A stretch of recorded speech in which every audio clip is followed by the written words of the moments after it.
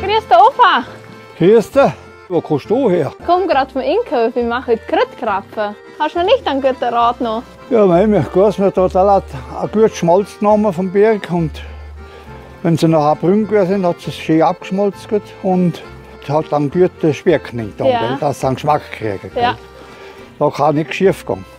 Hättest du da neu? Ja, Päckchen ja. von letzten Halt Sommer. von Butter kann der gehen. Vom Beruhinen. Danke! Bitte.